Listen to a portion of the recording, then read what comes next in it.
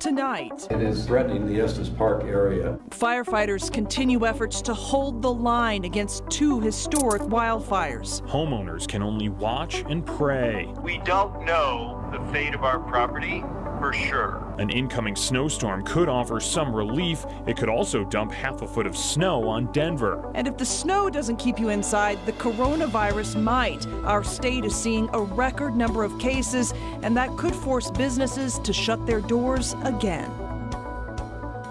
The worst might be over, but the fight could last for months. This video from the Mill Creek Hotshots is an up-close look at what fire crews were up against this week. Tonight, officials say they have made significant progress, but they're not out of the woods. Thank you for joining us on this post-game edition of Denver7 News. I'm Jacqueline Allen. And I'm Jason Grenauer. The East Troublesome fire is at 4% contained tonight. It's burned 191,000 acres, making it the second largest fire in state history. The largest fire in state history is burning just a few miles away. The Cameron Peak fire is currently 207,000 acres, 60% contained. And as a result, large portions of Grand County and Larimer County are still under evacuation orders or pre-evacuation orders tonight. Estes Park, which sits right between those 2 fires, remains a top priority for crews on the ground. And it's been a fight to protect that town. The incident commander outlined the threat this evening. They're actively engaged in a very aggressive firefight right now. They've had a very long day, a very tough day. They're not out of the woods by any means. A lot of active fire spread there, with the community certainly still at risk. We're indescribably grateful for everybody who runs towards danger to protect others. Our first priority is and will always remain their safety. Here's a look at this firefight by the numbers, courtesy of the governor. 73 aircraft, 253 fire engines, 3,617 firefighters, and that does not include National Guard members who were called in to help. Denver7's Lance Hernandez joins us from the front lines of the firefight tonight. Lance. I can tell you that there were some spot fires, a major spot fire burning in the mountains west of Granby today. And despite those winds, steady winds, aerial crews using 3 or 4 choppers made quick work of those spots. The mountains were full of smoke today.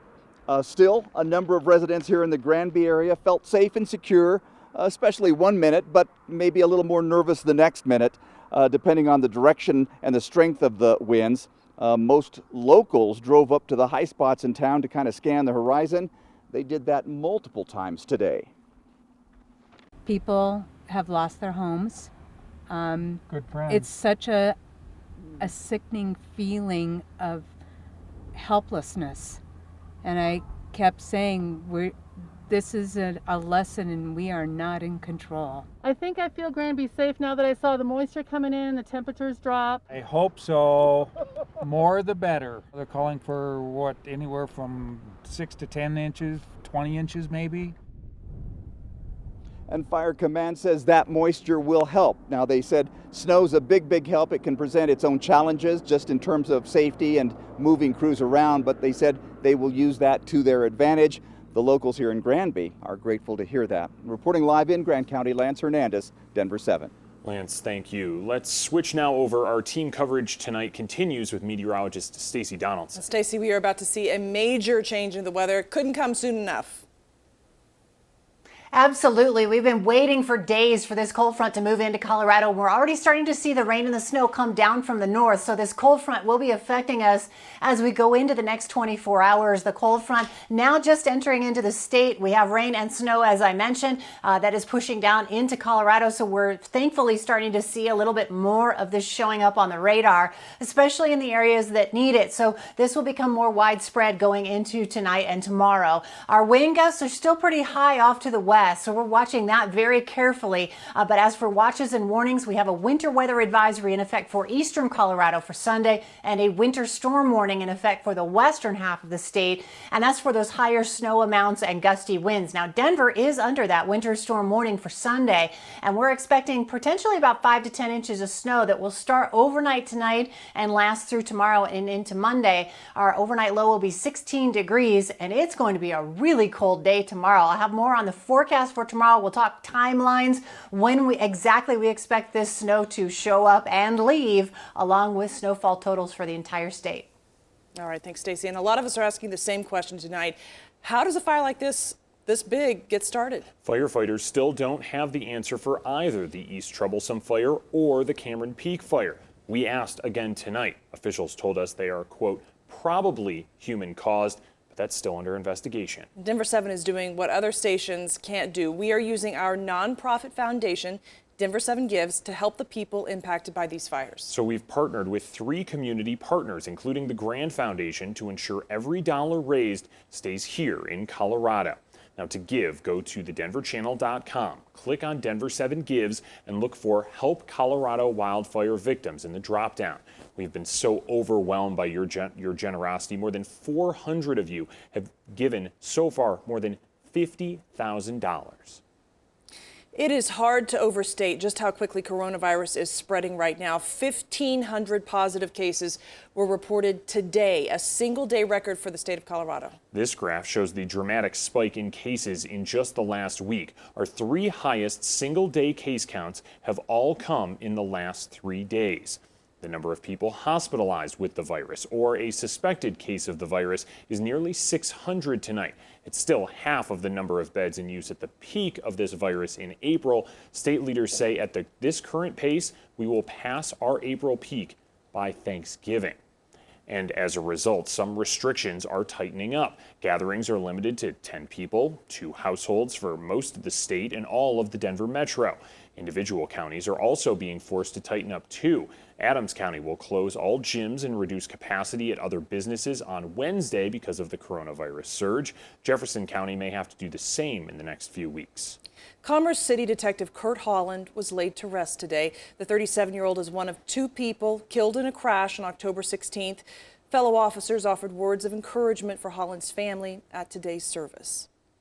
Behind you stands the officers and their families as a show of our commitment and our pledge to you.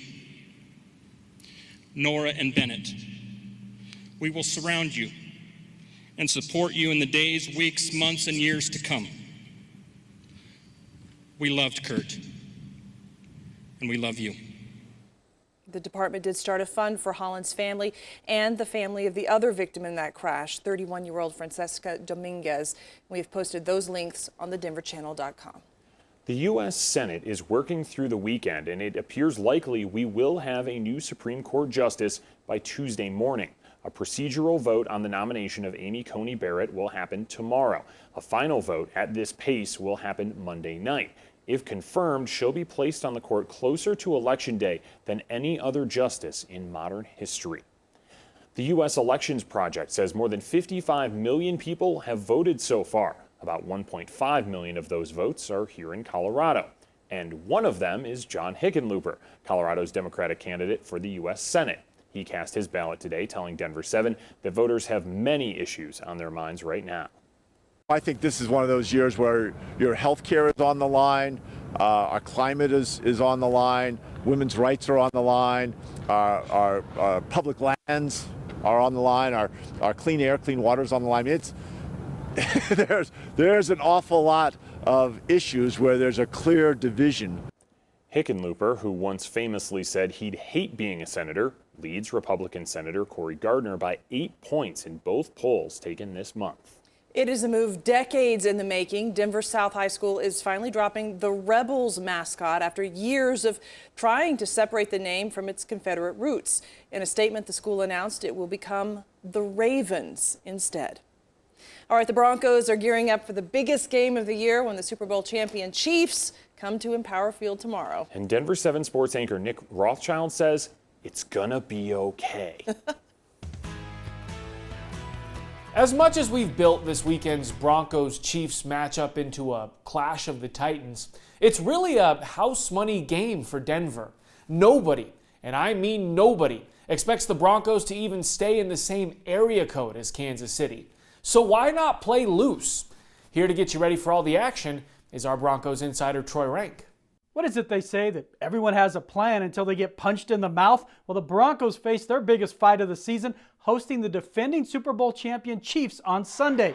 Patrick Mahomes, he's looking forward to it. Why wouldn't he? He's 3-0 here. He's beaten Paxton Lynch, Case Keenum, Joe Flacco, and now he takes on Drew Lock. It's a great atmosphere to play in. I like going there. Obviously not the fans this year, but they're usually a great fan base. They love their football, and so I'm excited for it. And it's going to be a snow game, and I'm pretty excited for that as well. Well, the Broncos, they have a confident young quarterback in their own right in Drew Lock. He's never beaten the Chiefs. That's his hometown team. He is embracing the role of being the villain this Sunday. Of course, you automatically become the bad guy if you're from Kansas City and you go play for Denver. In an instant, it's gone. Like I changed sides there and come to the light over here. Come to the good old Denver side. It is cool. I'll say that. It is cool to be able to, kind of put the Darth Vader mask on and steer away from the Jedi and come to the dark side, so to say, over here in Denver. It's kind of like playing that guy. Hopefully I can be that guy and get a win this Sunday. For Denver7, I'm Troy Renck. Since I'm sure you're sitting at home asking for my analysis of this game, I think the Broncos need to slow down Patrick Mahomes. Yep, that's why they pay me the big bucks. Look, any idiot could predict that if the Broncos can rattle Mahomes, they'll have a chance to win. The problem is, actually rattling Mahomes is darn near mission impossible. But credit to the defensive coaches and players, they have a plan. When it starts to be recess, and guys moving around, we got to be tight in our coverage. We got to keep playing. We got to play longer in the down. So we put that in our practice. My job is to be, like I said, that bull in the china shop, be in his face as much as I can.